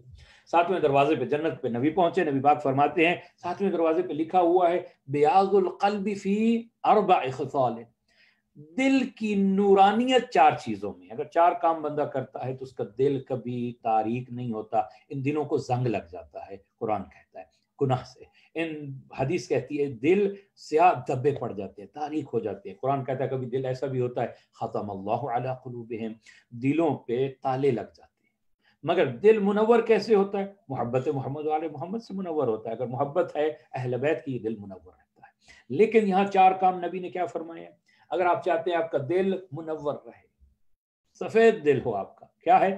عیادت المریض، بیمار پرسی، کسی کا پتہ چل گیا، یہ نہیں ہے کہ میرا رشتہ دار ہے، دوست ہے، نہیں، آپ کی سوسائٹی میں ہے، اتنا زیادہ تعلق نہیں بھی، آپ کو پتہ وہ بیمار، اسے فون کر لے، اس کے پاس چلا جا، دل منور ہو جائے گا تیرا۔ اتباع الجنازہ، جنازے کے پیچھے پیچھے چلنا، یہ ڈبل فائدہ ہے، جنازے والے کو بھی فائدہ ہے جس کے پیچھے وہ جا رہے ہیں، اور اسی طرح جو جنازے میں شرکت کر رہا ہے اس کا بھی فائدہ، اس کا دل منور ہو جائے گا۔ ادا القرض، اگر تمہارے پاس پیسے ہیں، کسی نے قرض مانگا ہے، اس کو قرض دے دینا، اس بات کا سبب بنے گا اللہ تیرے دل کی تاریکی کو ختم کر کے تیرے دل کو منور کر دے گا۔ اس کے بعد فرمایا کفن خرید کے گھر میں رکھ لینا، یہ دل کے منور ہونے کے لیے میں نے عرض کیا تھا، تیاری موت کے لیے بہت اچھی بات ہے کہ انسان اپنا کفن اپنی زندگی میں تیار کر کے رکھے، اپنی حلال کمائی سے خریدے، اس کا خمس دے لے، اس کے بعد بہترین کپڑا خریدے، اچھے طریقے سے بنائے، کربلا لے جائے، زیارات پہ لے جائے، اس کو مس کرے ہر جگہ پہ، اور اپنے ان کپڑوں میں آ کے رکھ دے جو روز پہنتا ہے، تاکہ اسے موت یاد رہے، یہ دل اس کا منور ہے، تاریک نہیں ہوگا، اس کے کفن اس کے سامنے ہے جو کفن خرید لیتا ہے۔ 8واں دروازے پہ نبی پاک پہنچے، فرماتے ہیں 8ویں دروازے پہ جو بات لکھی تھی وہ کیا بات ہے کہ سب کا خلاصہ ہے۔ من اراد الدخول من هذه الابواب الثمانیہ، جو چاہتا ہے کہ 8 دروازوں سے بے خوف و خطر گزر جائے، اسے یہ 4 کام کرنے چاہیے، یعنی سب سے بالا یہ 4 باتیں ہیں، شارٹ کٹ ہے۔ یعنی کون سے 4 کام ہیں یا رسول اللہ؟ کہ جو بندہ کر لے تو پھر 8 دروازے میں کوئی روکنے والا نہیں ہو، جنت میں جائے گا۔ کیا ہے؟ پہلا کام الصدقہ، اللہ کے راستے میں صدقہ جو دیتا ہے، السخی قریب من اللہ و قریب من الناس، سخی اللہ کے بھی قریب ہوتا ہے، لوگوں کے بھی قریب ہوتا ہے، جو صدقہ دیتا رہتا ہے، جو الصدقہ ترد البلاء، بلاؤں کو ٹال دیتا ہے، آئی ہوئی موت کو ٹال دیتا ہے صدقہ، زندگی بڑھا دیتا ہے صدقہ، رزق بڑھا دیتا ہے صدقہ، صدقہ السخا، سخی بن جاؤ۔ جو سخی ہے، جو جنت کے جس دروازے سے، اگر شرط ہے ایمان، اگر چاہنے والا ہے اہل بیت کا ایمان رکھتا ہے، سخی جنت کے ہر دروازے سے جا سکتا ہے۔ حسن الخلق، جس کا اخلاق اچھا ہے۔ ماہ رمضان مہینہ تربیت کا مہینہ ہے، انسان فقط عبادت کا مہینہ نہیں، اپنی تربیت کا، اس نفس کو انسان سوچے کہ میرا اخلاق میں کہاں کمی ہے۔ میں نے پہلے بھی عرض کیا ہے، ہر انسان کا کوئی نہ کوئی راستہ ہے جہاں سے شیطان وارد ہوتا ہے، اس پہ حملہ آور ہوتا ہے، اس کی کمزوریاں ہیں ہر انسان، جو خود بہتر جانتا ہے۔ کوئی سمجھتا ہے تکبر کے ذریعے سے مجھے وہ دھوکہ دیتا ہے، کوئی سمجھتا ہے حسد کے ذریعے سے، کوئی کہتا ہے مال حرام کے ذریعے سے، کوئی سمجھتا ہے فلاں خواہش کے ذریعے سے۔ اس کو بند کر دے اس ماہ رمضان میں، کیونکہ اس کی جو ارادہ ہے، وہ ول پاور ہے، وہ زیادہ طاقتور ہو چکی ہے ماہ رمضان میں۔ اللہ نے اسے اتنی قوت دے دی ہے، وہ بچ سکتا ہے ان برائیوں سے۔ حسن الخلق، اخلاق اچھا بنا، ماں باپ کے ساتھ، بیوی کے ساتھ، شوہر کے ساتھ، بچوں کے ساتھ، دوستوں کے ساتھ۔ میں کہا کرتا ہوں باہر تو سب کا اخلاق اچھا ہوتا ہے، جو کسٹمر کے ساتھ سب بڑے اسمائل دے کے بہت اچھے ہو رہے۔ غصہ یہ زیادہ ہم نے دیکھا ہے لوگوں کو، یا گھر جا کے غصہ آتا ہے یا پھر مسجدوں میں غصہ بہت زیادہ آتا ہے۔ بہرحال یہاں پہ حسن الخلق۔ یہاں سے میں ایک واقعہ بھی عرض کر دوں۔ ایک بندہ بدو آتا ہے مسجد نبوی میں، کہتا ہے یا رسول اللہ میرے پاس وقت نہیں ہے اتنا تو میں پورا دین سیکھوں، کوئی مختصر بتائیے آپ کا دین کیا ہے، ایک جملے میں مجھے بتا دیجئے، میں واپس جاؤں گا اپنے کام کاج میں لگ جاؤں گا۔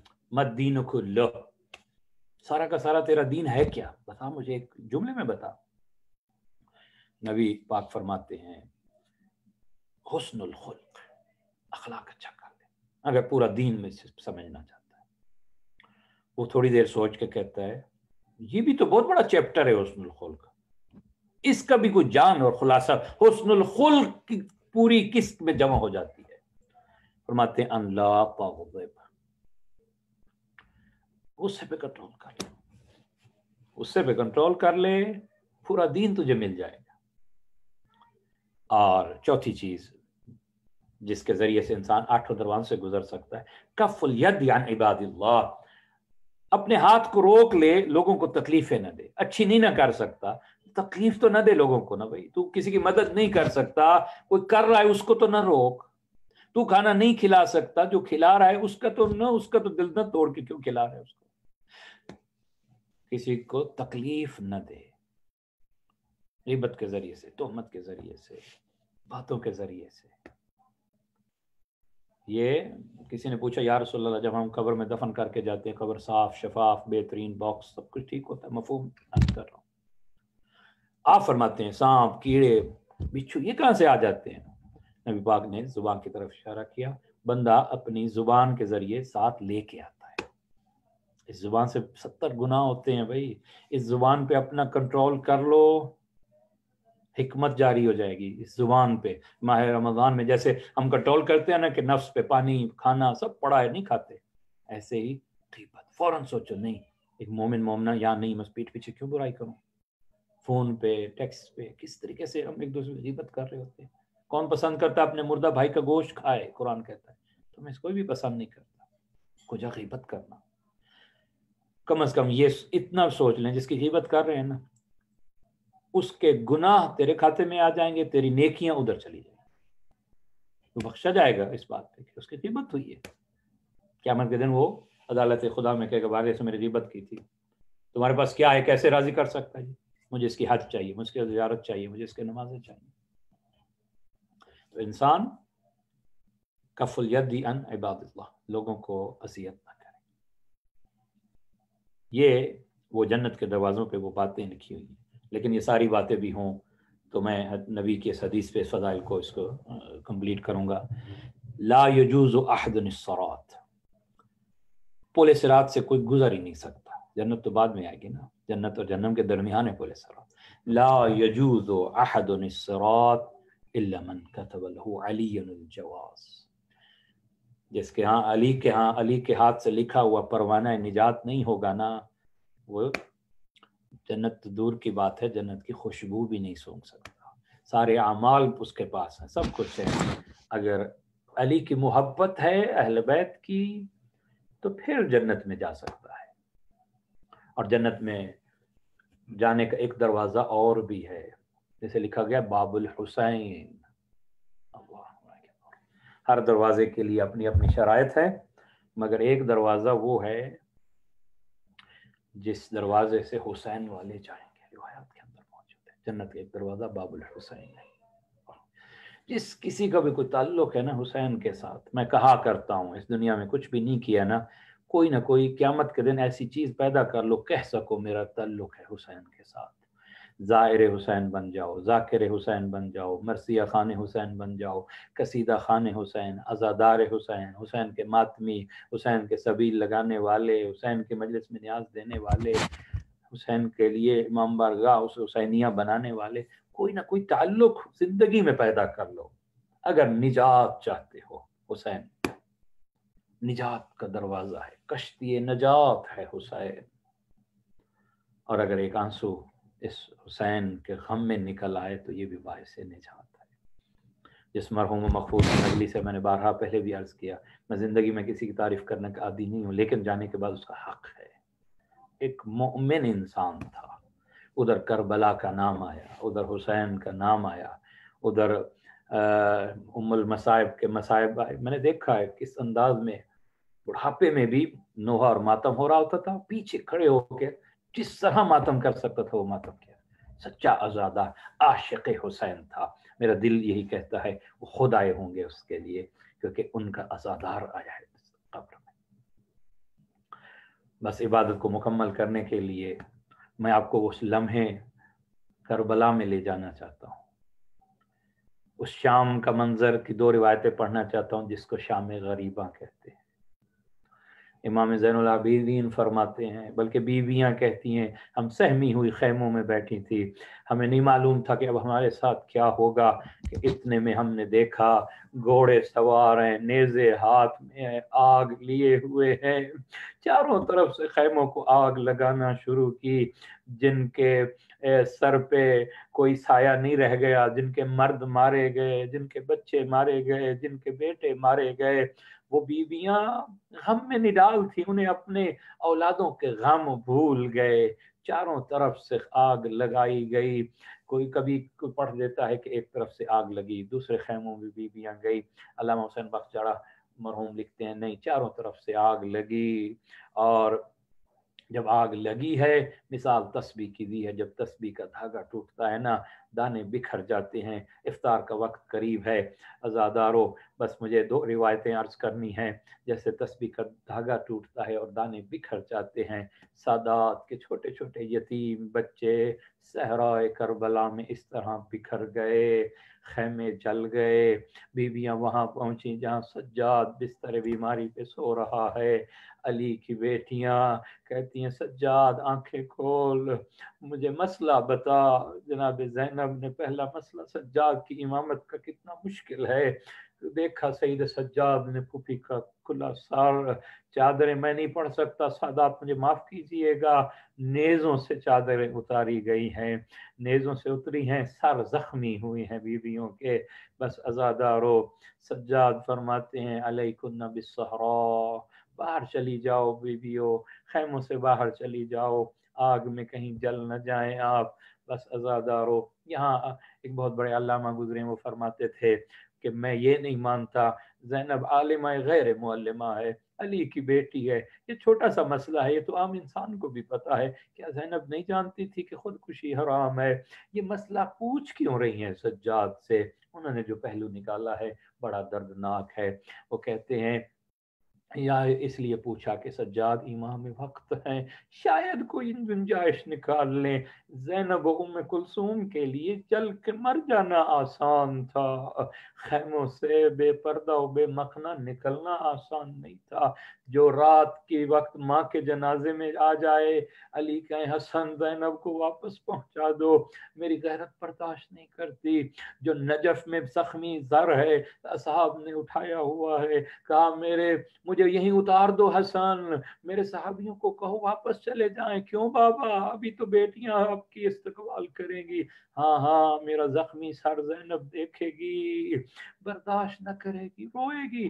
میری غیرت برداشت نہیں کرتی کہ میرے صحابیوں کے کانوں تک میری بیٹیوں کے رونے کی آواز جائے۔ میں کہوں گا یا علی، وہ 41 ہجری کا کوفہ ہے، 61 ہجری ہوگی، یہی کوفہ ہوگا، کوفہ کے بازار ہوں گے، بازار سجے ہوں گے، تیری بیٹیوں کے ہاتھوں میں رسیاں ہوں گی، اجرکم اللہ۔ بس شام غریبہ کی ایک روایت اور عرض نہ کر دوں، علی کی بیٹیوں نے جب لوٹ کے چلے گئے نا، ایک جلے ہوئے خیمہ کی کنات کے ساتھ بچوں کو اکٹھا کرنا شروع کیا ہے۔ ایک جگہ پہنچی ہیں جہاں 2 بچے منہ کے بل گرے ہوئے ہیں، بس جب اٹھایا ہے نا، دیکھا ہے کہ گھوڑوں کی ٹاپوں نے انہیں کچل دیا ہے، یہ مسلم کے فرزند تھے، ان کی لاشیں اٹھا کے رکھی ہیں۔ بس عزادارو، یہ برابر کی شریک ہے زینب کبریٰ، اس لیے حسین نے بھی لاشیں اٹھائے ہیں نا، زینب و ام کلثوم نے بھی لاشیں اٹھائے ہیں۔ اتنے میں دیکھا کہ سکینہ نہیں مل رہی، کہا بھیا کی امانت کہاں گئی؟ بس ڈھونڈتے ہوئے سکینہ سکینہ کہہ کے جو ہی مقتل کی جانب بڑھی، ایک نشیب سے آواز آئی، زینب سکینہ یہاں سو رہی ہے۔ ایک کٹے ہوئے گلو سے آواز آئی، اے سکینہ، سکینہ یہاں موجود ہے بہن۔ جب سکینہ کو اٹھایا، کہا اے سکینہ، تجھے کیسے پتہ چلا یہ تیرے بابا کا لاشا؟ یہ پتھروں کا ڈھیر، تیر جہاں ٹوٹے ہوئے ہیں، تجھے کیسے پتہ چلا کہ یہ بابا کا لاشا ہے؟ کہا پھوپھی اماں، جب ظالم نے مجھے تماچے مارے، میری چادر چھنی، میرے در چھنے، میرے کرتے میں آگ لگی، میں بابا بابا کہہ کے مقتل کی طرف دوڑی، اسی نشیب سے آواز آئی، الیہ الیہ یا بنیہ اجرکم اللہ۔ ایک روایت اور نہ پڑھ دوں، میرے ذہن میں ابھی آئی ہے، مصاب ہونے کے لیے ایک آنسو بھی آ جائے نا اس افطار کی حالت میں، یقیناً یہ قبولیت کا وقت ہے۔ دعا دل میں مانگ لیں، جس آنکھوں میں آنسو آ گئے ہیں نا، وہ دعا مانگ لیں امام حسین کے صدقہ میں، اللہ اس کی حاجات کو پورا فرمائے۔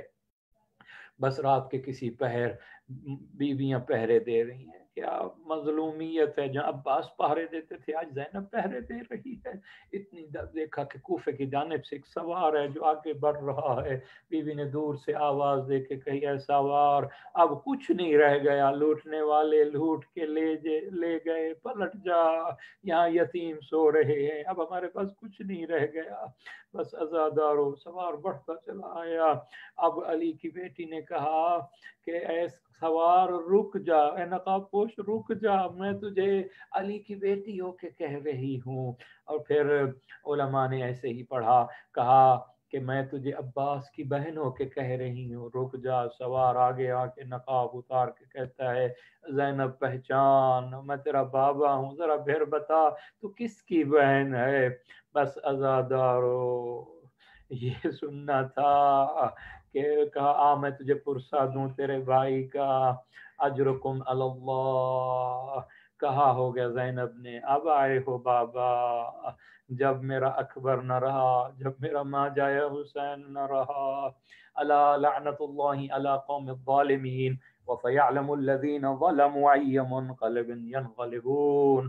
بار الہ، مظلوم کربلا کے صدقہ میں مرحوم مغفور راجہ سجاول کے درجات بلند فرما، اس کو مولا مظلوم کربلا کی شفاعت نصیب فرما، اس کے گناہان کبیرہ و صغیرہ سے درگزر فرما، اس کے پسماندگان کو صبر عطا فرما۔